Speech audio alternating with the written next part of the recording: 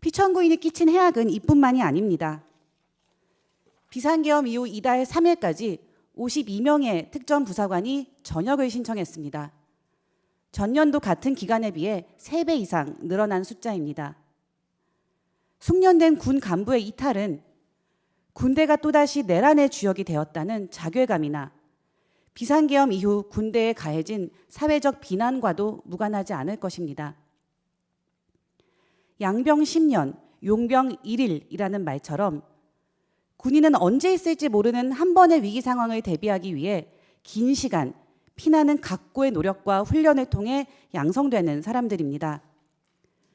군인은 대한민국의 자유와 독립을 보전하고 국토를 방위하며 국민의 생명과 재산을 보호하고 나아가 국제 평화의 유지에 이바지함을 그 사명으로 삼고 있으며 충성과 성실, 정직과 청렴의 의무를 집니다.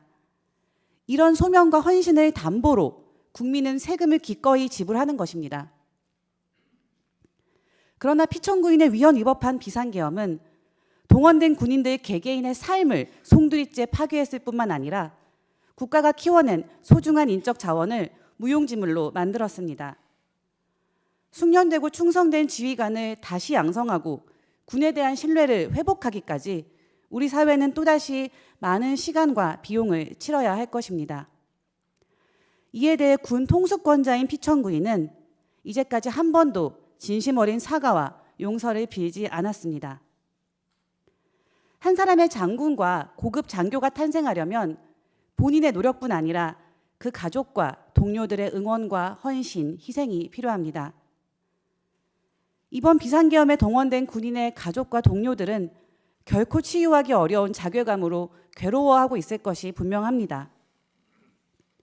누가 어떻게 이들의 상처를 보듬어 줄 것이며 그동안 군인으로서 지켜온 명예를 회복시켜 줄 수 있겠습니까? 군인이 추구하는 최고의 덕목은 용기이고 용기에 대한 최고의 보상은 명예입니다. 이 사건 심판정에서 우리가 목도한 군인의 용기를 보호하고 존중하는 것이 명예 회복의 시작이 아닐까 합니다. 계엄 상황에서 모든 군인이 위법한 명령에 맹목적으로 복종하지는 않았던 것으로 보입니다. 소극적인 비협조나 주저함이었다 해도 피청구인의 비상계엄이 초래할 수도 있었던 더 큰 참상을 막은 것은 대단한 영웅적 행동이 아니라 상식과 양심에 따른 작은 용기들이었습니다.